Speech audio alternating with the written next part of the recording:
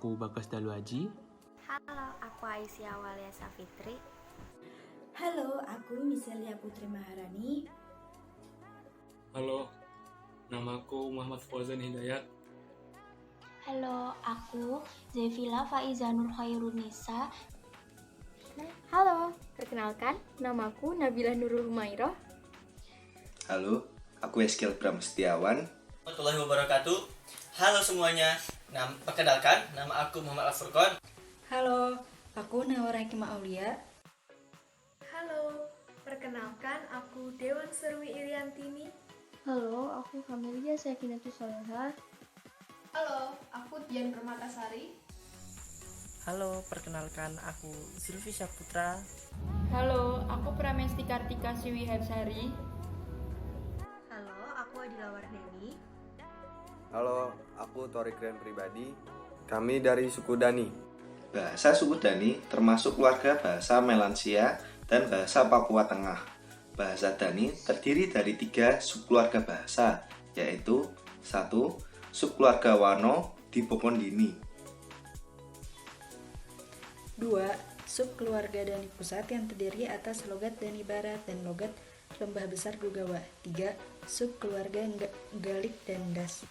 Kali ini aku akan membahas tentang adat istiadat dari suku Dani. Yang pertama adalah mayat leluhur dijadikan mumi. Mumi di suku Dani hanya dijemur dan diletakkan dalam gua. Dikutip dari bombatis.com. Terdapat mumi yang berusia paling tua sekitar 300 tahun yang bernama Win Montok Mabel. Mumi ini diletakkan di palimo atau rumah laki-laki dengan posisi tubuh duduk dan kepala menjongkak ke atas serta berwarna hitam. Mumi ini dapat dikeluarkan jika ada wisatawan yang ingin melihatnya. Yang kedua adalah perang suku Dani. Dahulu perang dilakukan untuk merebutkan wilayah, makanan, atau menjaga wilayahnya. Tapi untuk sekarang ini, perang tidak menimbulkan korban jiwa. Tapi perang dilakukan dalam upaya penyambutan wisatawan yang datang. Tradisi ini dilakukan sekali dalam setahun, di Lembah Baliem atau tempat suku Dani. Tradisi ini mempertunjukkan perang antara suku Dani, suku Lani, dan suku Yali dalam upaya melestarikan tradisi mereka. Ketiga adalah percaya roh nenek moyang. Suku Dani sangat menghormati dan menganggap roh nenek moyang adalah sumber kekuatan terbesar di alam semesta. Di suku Dani ini terdapat kekuatan sakti yang bernama Atau. Kekuatan ini dianggap dapat menyembuhkan berbagai penyakit, menolak bala, dan di bidang pertanian seperti menyuburkan tanah.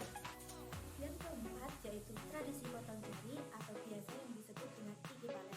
Tradisi ini dilakukan ketika ada keluarga atau kerabat dekat yang meninggal dunia, di mana pihak keluarga yang masih hidup akan melakukan pemotongan jari menggunakan benda tajam ataupun gigi hingga tutup. Ini menimbulkan rasa kehilangan, kesedihan, dan kepedihan lantaran ditinggalkan oleh keluarga ataupun kerabat dekat mereka yang diharapkan agar terjadi ini tidak berulang. Yang kelima yaitu pesta bakar batu.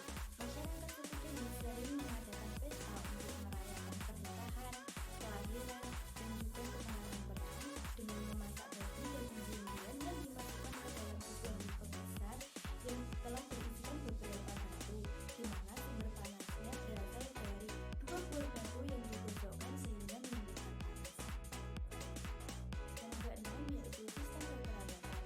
Suku Dani memiliki 3 sistem kekerabatan. Yang pertama yaitu kelompok kekerabatan, yang dimana 2-3 keluarga inti hidup bersama dalam suatu kompleks perumahan yang ditutup dengan pagar. Yang kedua yaitu paro masyarakat, gabungan dari beberapa ukul atau klan kecil yang disebut dengan ukul owak atau klan besar. Yang ketiga yaitu kelompok teritorial, yang dimana suatu kompleks perumahan yang dihuni oleh keluarga luas yang patrilinear atau yang berasal dari keluarga besar. Suku Dani juga memiliki beberapa pakaian adat. Pakaian adat suku Dani antara lain yaitu koteka, sali, dan yokai. Koteka atau yang biasa disebut dengan holim adalah pakaian atau penutup badan kemaluan bagi pria. Bentuknya yaitu selongsong mengerucut pada bagian depan. Ada 2 jenis koteka yaitu holim kecil halus dan holim pendek besar. Ukuran dan bentuk koteka disesuaikan berdasarkan keperluan dan aktivitas, bukan berdasarkan kedudukan adat. Bentuk yang lebih kecil dan pendek biasanya digunakan untuk bekerja sehari-hari.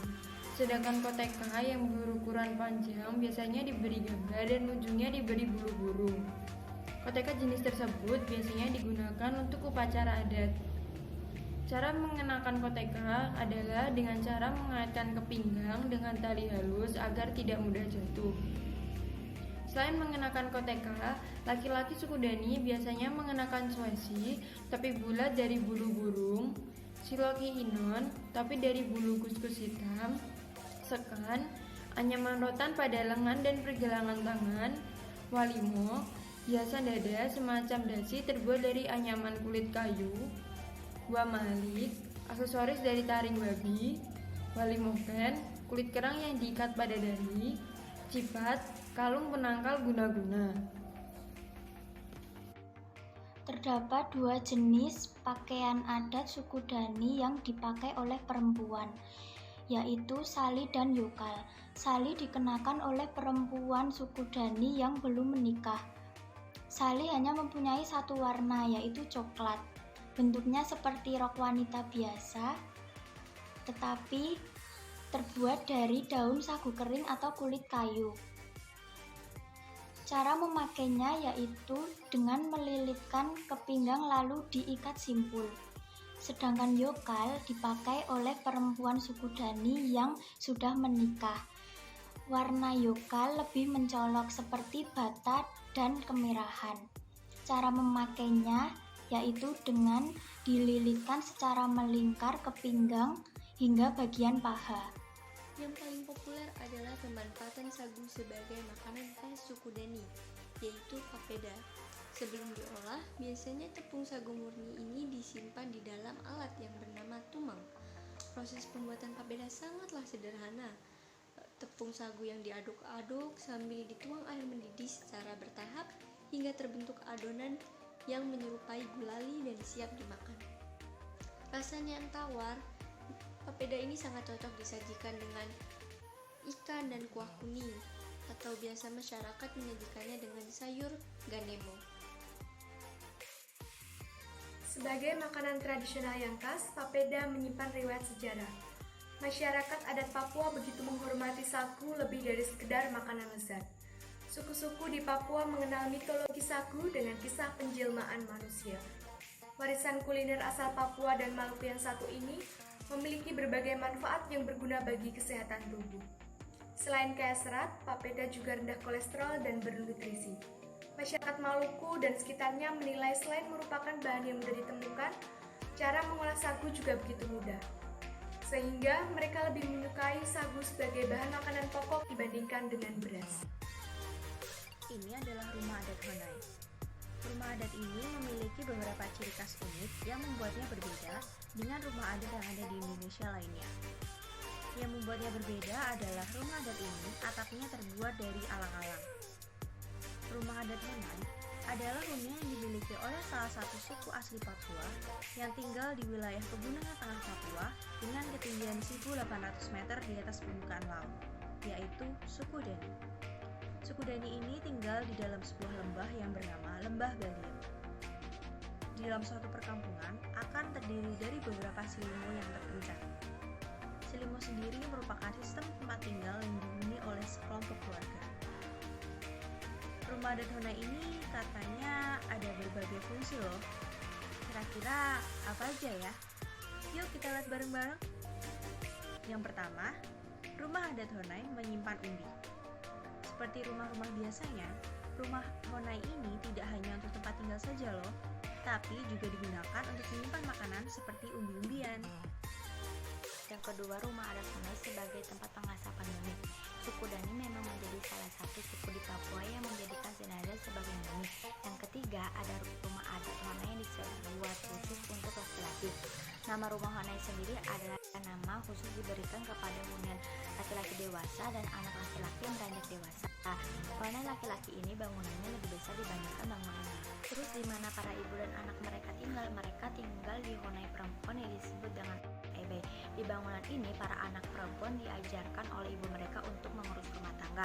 Rumah Honai sendiri merupakan tempat untuk mendidik anak laki-laki agar mereka dapat menjadi manusia yang baik dan berguna, dan mereka juga diajarkan bertanggung jawab pada keluarga dan kelompoknya, dan diajarkan juga cara bertahan hidup. Tak hanya itu, rumah Honai sendiri berfungsi sebagai tempat untuk mengatur strategi perang. Tarian Perang Papua. Tarian Perang Papua dibawakan oleh para penari pria dengan menggunakan pakaian adat Papua dan panah. Panah tersebut melambangkan senjata untuk menggambarkan jiwa kepahlawanan serta kegagahan masyarakat Papua. Sebagai tarian tradisional Papua, tari perang dimaknai sebagai sebuah penghormatan kepada para leluhur yang telah memperjuangkan tanah air mereka. Biasanya tarian ini diiringi dengan tabuhan tipa atau alat musik yang ditiup seperti kerang. Jojo merupakan tarian tradisional yang berasal dari daerah Papua. Tarian ini biasanya digunakan untuk tarian adat, tarian budaya, atau sekedar hiburan saja. Karena tarian ini bisa dimainkan oleh berbagai macam kalangan, dimulai dari tua maupun muda, laki-laki maupun perempuan. Karena tarian ini termasuk dalam tarian pergaulan. Menurut beberapa sumber, tarian Sejojo sejak ada di tahun 1990. Nama dari tarian Sejojo diambil dari lagu yang mengiringinya, yaitu lagu Sajojo. Lagu Sajojo sendiri menceritakan tentang seorang gadis cantik yang berasal dari desa. Sendiri, tari Sejojo memiliki gerakan yang lincah, karena kita diharuskan untuk meloncat, bergerak ke depan, ke belakang, ke kiri, ataupun ke kanan. Dengan ritme dan ketegasan yang ada, dan tentunya yang harus ditambahkan adalah kesamaan gerak agar terlihat kompak dalam kesenian yang ada. Dan untuk pakaian tradisi dan untuk kostumnya, yaitu menggunakan pakaian tradisional Papua seperti koteka, dan biasanya ditambah sedikit aksesoris seperti rok yang terbuat dari daun ataupun akar. Baiklah, sekian, terima kasih. Wassalamualaikum warahmatullahi wabarakatuh. Oke, kali ini aku akan menjelaskan tentang alat musik yang berasal dari suku Dani, yaitu pikon. Pikon adalah alat musik yang berasal dari kata pikonane yang berarti bunyi, yang diambil dari bahasa Balim. Pikon biasanya dimainkan oleh para kaum laki-laki di pedalaman suku Dani. Pikon memiliki bunyi yang sedikit mengganggu apabila tidak terbiasa mendengarkannya. Pikon digunakan pada waktu senggang atau sekedar mengisi waktu atau sarana hiburan para kaum laki-laki setelah melakukan berburu atau bekerja dan dilakukan secara bersama-sama di rumah adat Honai. Oke, kali ini aku akan menjelaskan tentang senjata adat yang berasal dari suku Dani, yaitu busur dan anak panah. Busur yang berasal dari suku Dani terbuat dari kayu rumi dengan tali busur yang terbuat dari rotan. Dan anak panah yang berasal dari suku Dani terbuat dari kayu dengan mata anak panah yang terbuat dari tulang binatang yang diruncingkan. Biasanya busur dan anak panah digunakan oleh suku Dani untuk berburu binatang liar atau sebagai pertahanan diri dari musuh. Nah, senjata selanjutnya yaitu belati. Ada fakta unik mengenai senjata belati dari suku Dani ini guys, yaitu jika biasanya belati itu terbuat dari logam ataupun besi, belati dari suku Dani terbuat dari kaki burung kaswari. Burung kaswari adalah salah satu burung endemik di Papua. Fungsi dari belati ini adalah sebagai pelengkap dari senjata busur ataupun panah. Jika busur itu digunakan untuk jarak jauh, maka belati ini digunakan untuk jarak dekat. Karena dia berfungsi sebagai pelengkap busur, maka fungsi utamanya pun juga sama, yaitu digunakan untuk berburu ataupun melawan musuh.